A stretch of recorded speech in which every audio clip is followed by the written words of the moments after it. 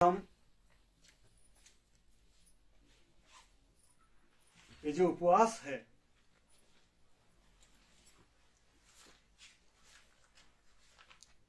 इसका नमूना प्रभु यीशु मसीह ने हमें दिया है।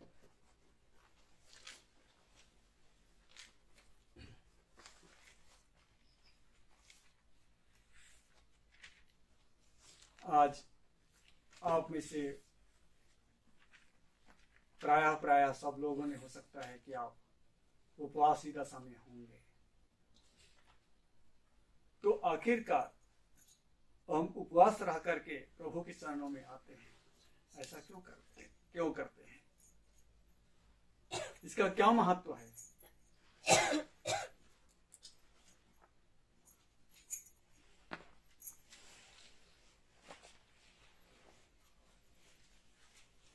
हमारा नमूना प्रभु यीशु मसीह है। सो आइए हम उपवास के विषय में बाइबल में से कुछ बातों को देखेंगे। अब मेरे साथ मत्ती यीशु समाचार 4 अध्याय को निकाल लीजिए।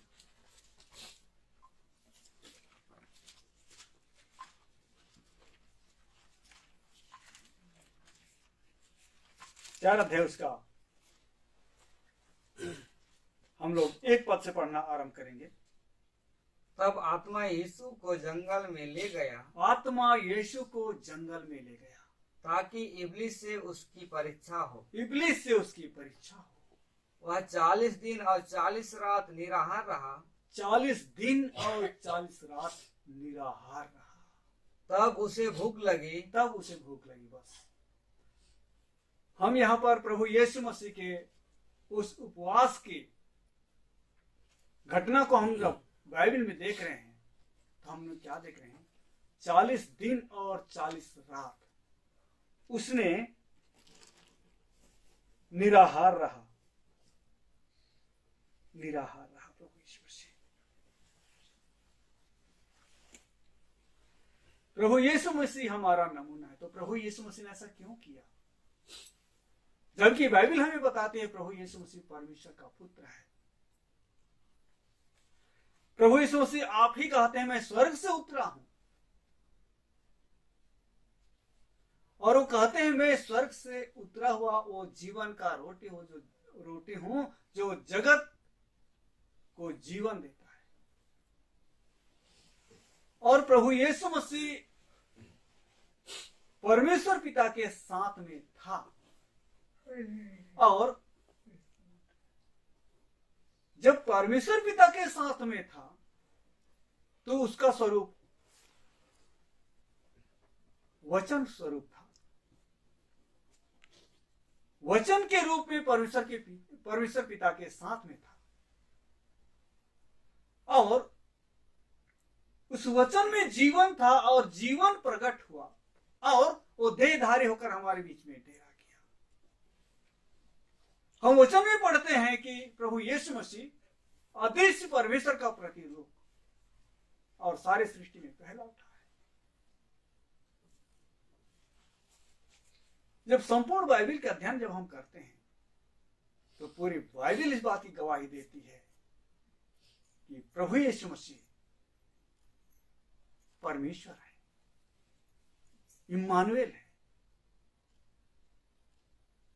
उसके बावजूद भी प्रभु यीशु मसीह ने इस पृथ्वी पर जब अपनी सेवकाई को आरंभ किया, इससे पहले उसने 40 दिन और 40 रात उसने उपवास रखा, और वो उपवास का समय उसने जंगल में बिताया। हे मेरे प्रियो, जबकि संपूर्ण बाइबल यीशु मसीह को परमेश्वर सिद्ध करता है, उसके बावजूद भी हम क्या देखते हैं कि प्रभु यीशु मसीह ने इस पृथ्वी पर अपना सेवा को आरंभ करने के पूर्व उसने उपवास में अपने समय को बिताया। इतना जरूरी क्यों है उपवास? इतना जरूरी क्यों है? वो तो परमेश्वर पुत्र है, उसके बावजूद भी उसने उपवास किया।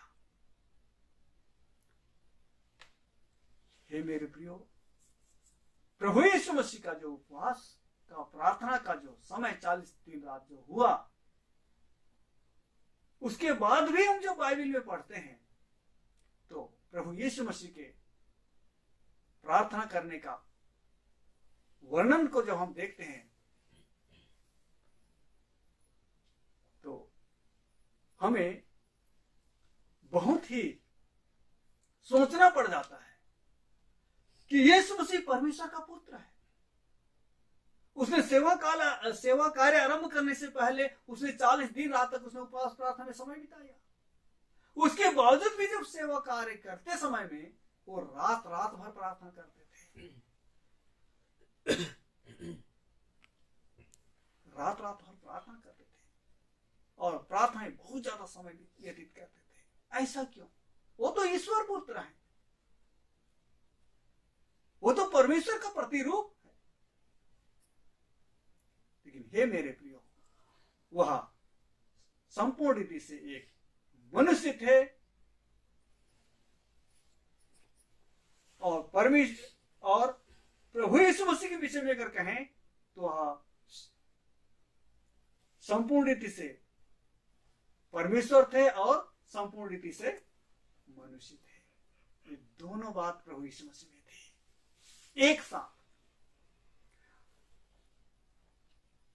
और इस बात को कुलसियों की किताब में लिखा हुआ है। एक बार उस पद को पढ़ देते हैं, फिर मैं थोड़ा सा बातचीत करके मैं अंत करूंगा।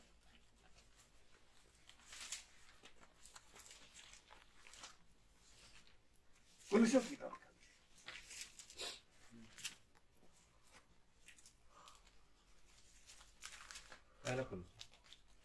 कुलसियों का तो एक ही किताब है, उसका 2 अध्याय।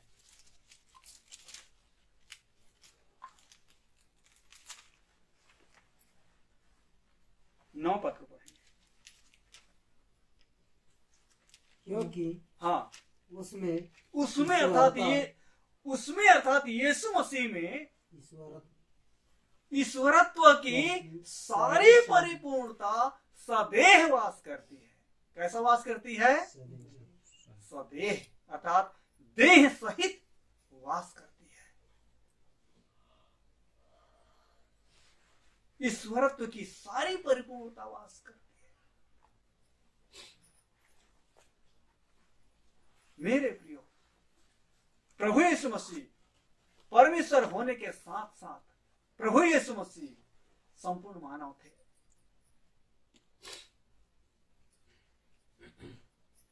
और इस पृथ्वी पर अपनी सेवा कार्य को करने से पहले उसने 40 दिन तक उपवास प्रार्थना में समय बिताया।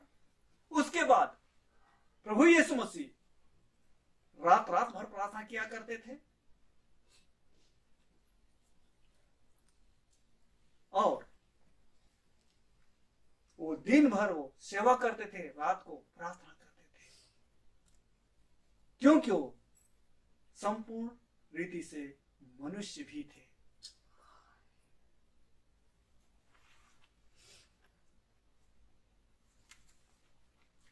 जब संपूर्ण रीति से परमेश्वर थे, फिर उसको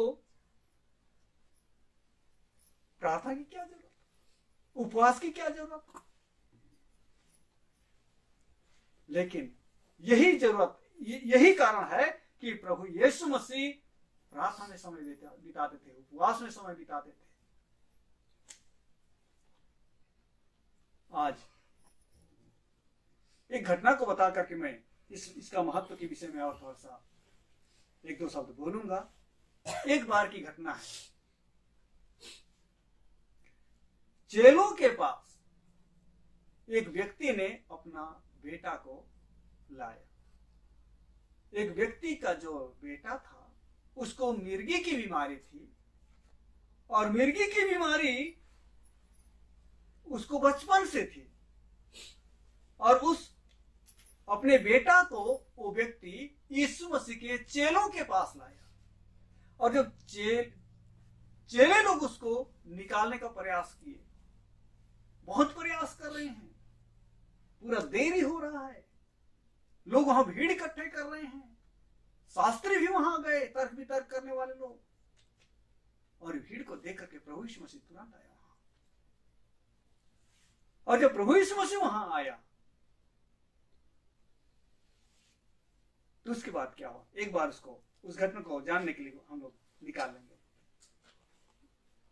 मरकुस की किताब 9 अध्याय को निकाल लीजिए जल्दी से।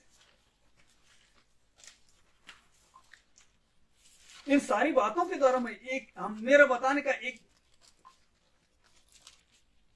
लक्ष्य है, और वो लक्ष्य है कि उपवास का महत्व।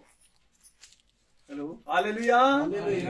मैं बताना चाहता हूं उपवास का महत्व।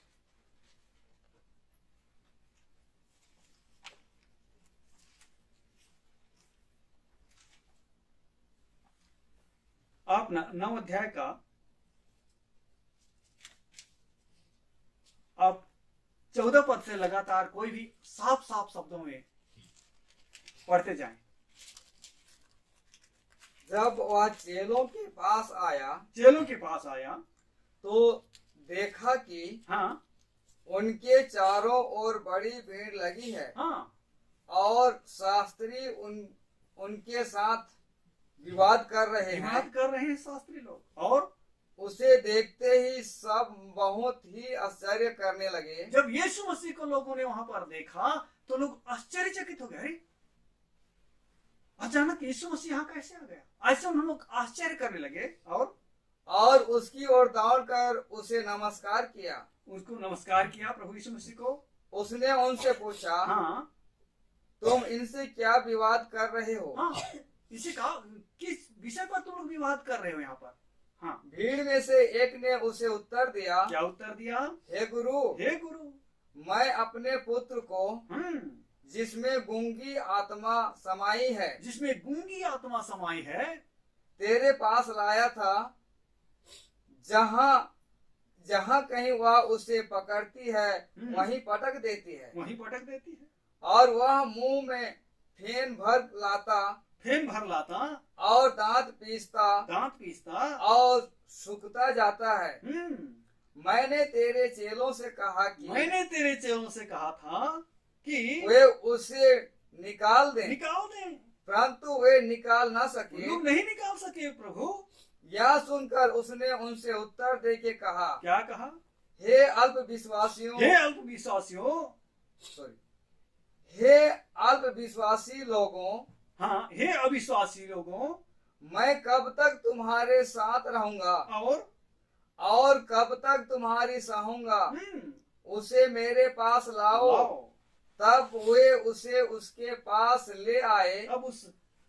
और जब उसने उसे देखा, जब यीशु मसीह ने उसे देखा, तो उस आत्मा ने तुरंत उसे मरोड़ा और वह भूमि पर गिरा और मुंह से फेन बहाते हुए लौटने लगा।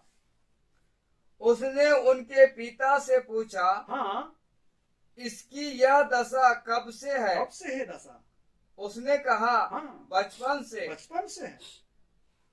उसने इसे नष्ट करने के लिए कभी आग और कभी पानी में गिराया, कभी आग में गिराया, कभी पानी में गिराया। परंतु यदि तू कुछ कर सके। वो बीमार लड़का का उसका पिताजी बोल रहा है, यदि तू कुछ कर सके तो हम पर तरस खाकर हमारा उपकार कर दे प्रभु। यदि तू कुछ कर सके तो, क्योंकि तेरे चेलों ने तो नहीं निकाल सके, लेकिन यदि तुझसे कुछ हो पाता है, यदि तू कुछ कर सकता है तो हम पर उपकार कर दे। हाँ, यीशु ने उससे कहा, हाँ, यदि तू कर सकता है।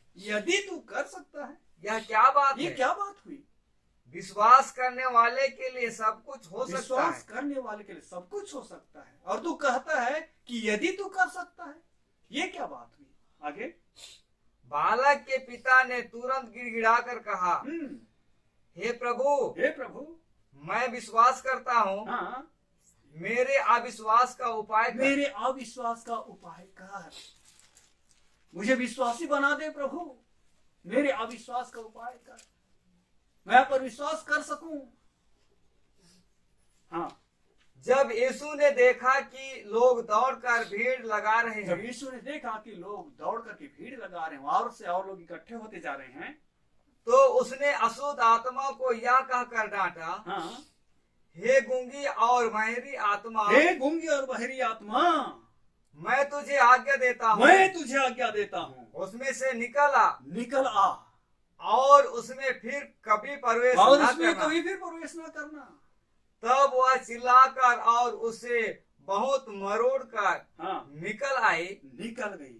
हाँ, और बालक मरा हुआ सा हो गया। और बालक जो है अचेत हो गया, पूरा बेहोश हो गया, मानो लोग तो कह रहे हैं कि वो मर ही गया है, ऐसा हो गया। हाँ, यहाँ तक कि बहुत लोग कहने लगे क्या कहने लगे? कि वह मर गया। वो मर गया। परंतु यीशु ने उसका हाथ पकड़ के उसे उठाया यीशु ने उसका हाथ पकड़ के उसको उठाया, और वह खड़ा हो गया। वो खड़ा हुआ। जब वह घर में आया जब वो घर में आया यीशु मसीह, तो उसके चेलों ने एकांत में उससे पूछा, चेलों ने एकांत में उसको पूछ रहे हैं, हम उसे क्यों ना निकाल सके? हे गुरु, रुक जाओ रुक जाओ, क्या बोल रहे हैं? हम उसको क्यों नहीं निकाल सके? जब यीशु घर आया तो उसके चेले लोग उसको एकांत में पूछ रहे हैं, हे गुरु, हमने उस गूंगी बहरी आत्मा को क्यों नहीं निकाल सके? उनको पूछ रहे, यीशु मसीह को पूछ रहे हैं। तब यीशु मसीह ने क्या कहा? उसने उनसे कहा, यीशु मसीह ने उनसे कहा, यह जाति बिना प्रार्थना किसी और उपाय से नहीं निकल सकती। ये जाति जो है इतना ढीठ है कि बिना प्रार्थना के नहीं निकल सकते। और आप में से इस पद को और भी पढ़ दीजिए, एक आचन 29 पद को। हाँ, 29 पद को। उसने उनसे कहा, क्या कहा? यह जाति बिना प्रार्थना किसी और उपाय से नहीं निकल सकती। हाँ, आप भी पढ़ दीजिए। उसने उनसे कहा हाँ, कि नहीं, इनको बोल रहे, इनको बोल। हाँ, आप पढ़िए। उसने उनसे कहा, हाँ, यह जाति बिना प्रार्थना किसी और उपाय से नहीं निकल सकती। नहीं निकल सकते। वास्तव में जो अनुवाद यहाँ पर है, इसके पीछे एक शब्द छिपा हुआ है, और वो शब्द है उपवास का, जो यहाँ पर प्रकट में हमें लिखित रूप में दिखाई नहीं दे रहा है। वास्तव में प्रभु यीशु मसीह उनसे ये कहा कि ये जो जाति बड़ी ढीठ है और ये बिना उपवास प्रार्थना के नहीं निकलता है। ये था उसका भाव इस वचन का, प्रभु यीशु मसीह के कहने का। मेरे प्रियो, कुछ ऐसी दुष्ट आत्मा और ढीठ आत्माएं होती हैं जो बिना उपवास प्रार्थना के नहीं निकलती है। क्योंकि प्रभु यीशु मसीह उपवास सहित प्रार्थना किया करते थे, और इसीलिए कहते हैं कि बिना उपवास के नहीं, बिना प्रार्थना के नहीं निकल सकते। लेकिन उस प्रार्थना में उपवास जुड़ा हुआ है, क्योंकि जब कभी प्रभु यीशु मसीह प्रार्थना करते थे तो उपवासी दशा में प्रार्थना करते थे। यदि प्रभु यीशु मसीह यहाँ इस वाक्य में उपवास शब्द का उच्चारण नहीं भी कर रहे हैं, उसके बावजूद भी उपवास शब्द यहाँ पर छिपा हुआ है, क्योंकि प्रभु यीशु मसीह जब भी पिता के सम्मुख में जाते थे उपवासी दशा में जाते थे, और उपवास सहित वो प्रार्थना किया करते थे। मेरे प्रियो, प्रभु यीशु मसीह के चेलों को प्रभु यीशु मसीह समझा रहे हैं कि ये जाति बिना प्रार्थना के नहीं निकल सकती, अर्थात उपवास सहित हम प्रार्थना करें, और उपवास सहित प्रार्थना करने के द्वारा हमारे जीवन में परमेश्वर का सामर्थ्य आता है। हम अपने शारीरिक अभिलाषाओं के प्रति जयवंत होते हैं, और हमारे मन परमेश्वर की ओर एकाग्रचित होता है। और इस रीति से जब हम प्रार्थना में हम झुकते हैं प्रभु के सम्मुख में, तो फिर हमारी संबंध पिता के साथ जुड़ता है। इसीलिए हमें उपवास करना चाहिए।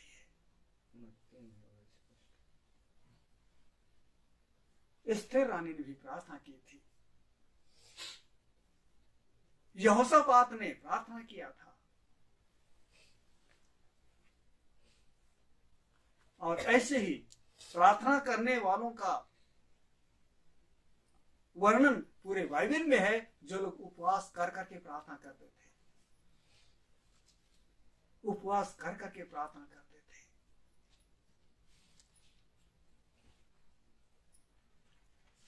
और मत्ती सुसमाचार में जो बातें लिखी हैं वो इस प्रकार से हैं, 6 अध्याय उसके 16 पद में, यहां उपवास करने का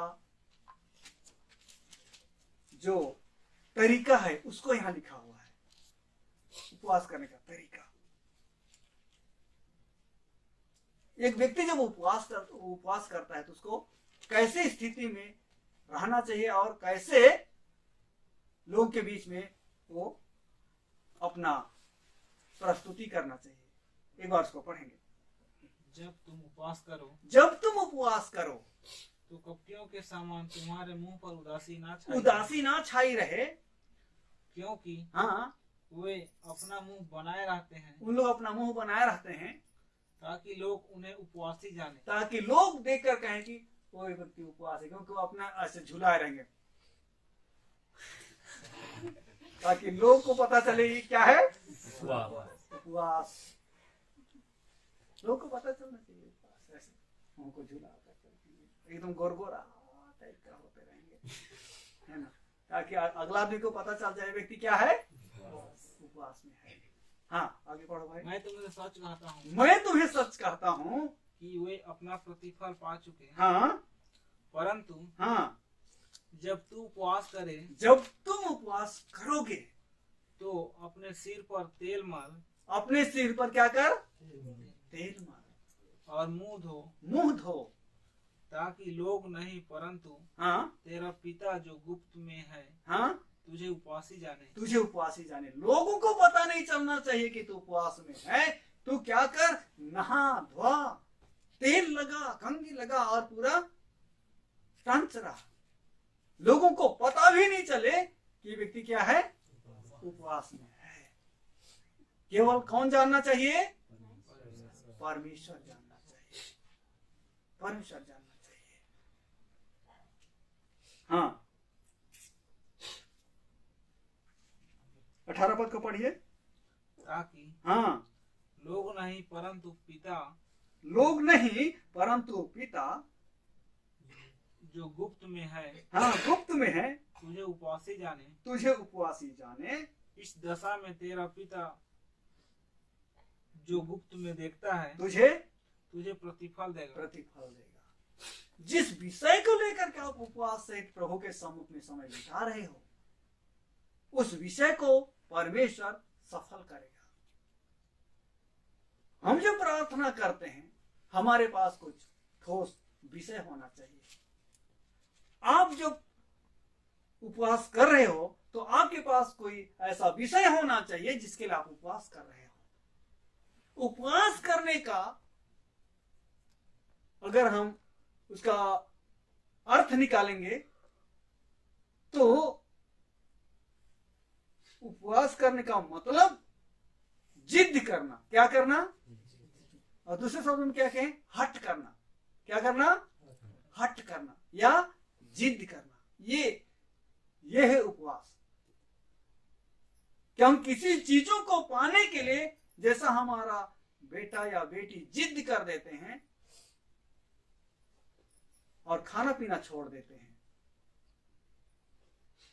तो विवश होकर के उसके माता पिता उसके लिए क्या करते हैं, दे देते हैं। लो, ऐसा ही है उपवास। हम पिता के सम्मुख में हट करते हैं, हम जिद करते हैं कि पिता परमेश्वर इस कार्य को मेरा सफल कर। जिद करना है। याकूब एक बार बड़ा जिद किया था।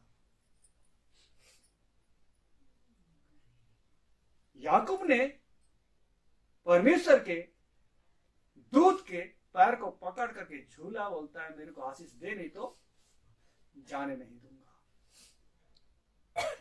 और इधर सुबह हो रहा है और स्वर्गदूत उसको हिचड़ा रहा है, झटका रहा है।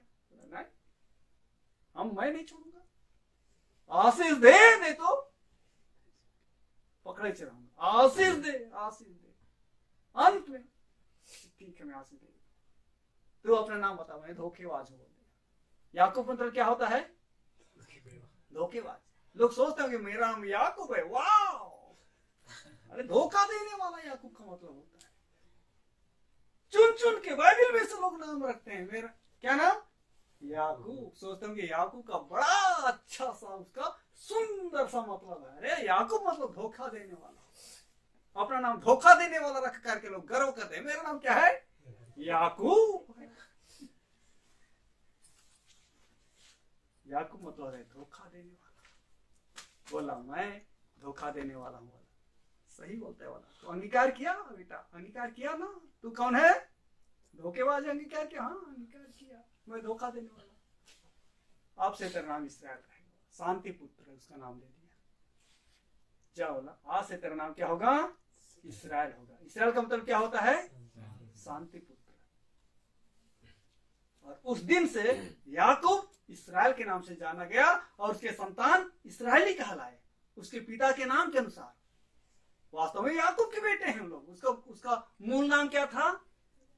याकूब। एक धोखा देने वाला व्यक्ति शांति पुत्र बन गया। कैसे बना? जिद्दी से बना है। जिद कर दिया कि मुझे आशीष दे तब छोड़ूंगा, नहीं तो नहीं छोड़ूंगा। यही है हमारा उपवास। हम जिद करते हैं कि परमेश्वर इस कार्य को आप सफल करिए, आप हम पर अनुग्रह करो, दया करो, इसको सफल करो। और ऐसे ही उपवास जो जिद करने का कार्य है, आप जब उपवास में आप जब उपवासी दशा में हो तो आपके पास कोई तो विषय होना चाहिए कि आप किस विषय के लिए आप परमेश्वर को जिद्दी कर रहे हो, कि आपको क्या चाहिए परमेश्वर से, जिसके लिए तुम उपवास सहित परमेश्वर तुम बैठे हुए हो। आपके पास क्या विषय है? आप मुझे नहीं भी बताएंगे, प्रभु की स्तुति हो, क्योंकि प्रभु ने कहा है कि तुम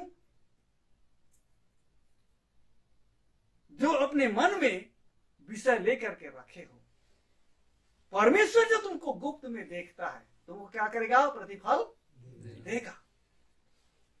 आप सब जगह कहते फिरो, इसकी जरूरत नहीं है। सब जगह बताते फिरो मेरा इस विषय के लिए उपवास हो, इस विषय के लिए उपवास हो, ऐसा बताते फिरने की आवश्यकता नहीं है। यदि आप अपने मनों में उस विषय का ऊपर आप रखे रहना चाहते हैं, आप मन में रखे रखो। लेकिन आप जानते हो, और कौन जानता है? परमेश्वर जानता है, जिसके लिए आप जिद कर रहे हो, जिसके लिए आप लोग उपवास कर रहे हो। एस्तेर रानी जिद कर दी परमेश्वर के सामने। प्रभु बोले मेरे लोगों का प्राण जोखिम में है, मेरे लोगों का प्राण जोखिम में है, उनको तू बचा ले, उनको तू बचा ले। और 3 दिन और 3 रात जब उसने उपवास में बैठ गए, तब फिर वो राजा के सामने खड़ी हुई और उसका राजा का अनुग्रह उस पर हुआ। और फिर यहूदी जाति जो छैर्स राजा के दिनों में जो 127 प्रांत का छत्रपति राजा था, सारे यहूदियों को निपटाने का हामान ने राजा आज्ञा निकाल चुका था, लेकिन यहूदियों के विनाश नहीं हुआ। एस्तेर रानी की प्रार्थना, उसके साथ उसके सहेली लोग भी थे और उनके साथ पूरे यहूदी लोग भी थे, लेकिन 3 दिन और रात उन्होंने प्रार्थना में समय बिताया, जिसका परिणाम ये निकला कि राजा जिसका आज्ञा दे चुका है वो बदलता है क्या? नहीं बदलता। राजा के राज्य में राजा के मुंह से निकला हुआ वचन कानून है। किसी को अगर प्राण दंड देना चाहता है, इसको कौन रोकेगा? किसी का प्राण को छोड़ देना चाहेगा, उसको कौन रोकेगा? राजा के मुंह से निकला हुआ वचन क्या है? कानून होता है। उसने जो लिख दिया उसमें अपने अंगूठी का मोहर लगा दिया, पक्का हो जाता है, बस वो अदल बदल नहीं होती है। और यहूदियों के नाश होने के उस वाक्य पत्र में राजा का अंगूठी का मोहर लगा हुआ था, लेकिन उपवास सहित प्रार्थना ने परिस्थिति को क्या कर दिया, बदल दिया। ये सामर्थ परमेश्वर का है। नीनवे नगर की घटना को याद करो, जहां नीनवे नगर को उलट देने की आज्ञा निकल चुकी थी। क्या हो गई थी? नीनवे नगर को उलट देने की आज्ञा निकल चुकी थी योना नबी के द्वारा कि 40 दिन के बाद नीनवे नगर क्या किया जाएगा, उलट दिया जाएगा, खत्म। लेकिन जब ये बात राजा तक पहुंचा और राजा ने आदेश दिया कि ना तो कोई खाना खाएगा ना तो कोई पानी पिएगा, बोला सब लोग उपवास सहित बैठ जाओ और चिल्ला चिल्ला कर परमेश्वर को दुहाई दो, हो सकता है कि परमेश्वर हम पर दया करे। और जब उन्होंने उपवास किया, प्रार्थना किया, तो जब आज्ञा निकल चुका था कि 40 दिन के बाद नीनवे उलट दिया जाएगा, लेकिन वो आज्ञा रद्द किया गया और परमेश्वर ने नीनवे नगर को बचा लिया। तब योना नबी क्रोधित होता है, अरे परमेश्वर तो इतना दयालु है, मैं जानता था इसलिए भाग रहा था। बोलता है तू जब आज्ञा भी दिया था नीनवे नगर नाश हो जाएगा, फिर ऊपर दया कर दिया। ऐसे करके वो दुखित होता है, परमेश्वर के साथ वो भिड़ जाता है। परमेश्वर को समझाता है अपने तरीके से और वो समझ भी जाता है, वो बात ठीक है। लेकिन हमारा विषय है कि उपवास सहित प्रार्थना में वो ताकत है कि परिस्थिति में क्या आ जाती है, बदलाव आ सकता है। परमेश्वर के आशीष, उसकी दया आपके उपवास प्रार्थना के कारण से आपके जीवन में आएगा। आप कितने बड़े जोखिम में हो सकते हैं, कितने बड़े संकट में हो सकते हैं, लेकिन आप उपवास से प्रार्थना करो, निश्चित रूप से परमेश्वर आपको अपने दया के अनुसार, अपने करुणा के अनुसार, अपने नाम के निमित्त अनुग्रह करेगा और आपके प्रार्थना को उत्तर देगा। लेकिन जब आप उपवास करते हो तो आप क्या करना, नहाना और सिर पर तेल लगाना, फ्रेश रहना, हाथ मुंह धो करके पूरा तरोताजा रहना। किसी को पता नहीं चलना चाहिए कि आप उपवास में हो, केवल आपको पता है और परमेश्वर को पता होना चाहिए। और आप प्रभु के सम्मुख में आप अपने विषय को आप रखिए, प्रभु आप लोगों को आशीषित करेंगे। आमीन, आमीन, हालेलुया, प्रभु का आशीष।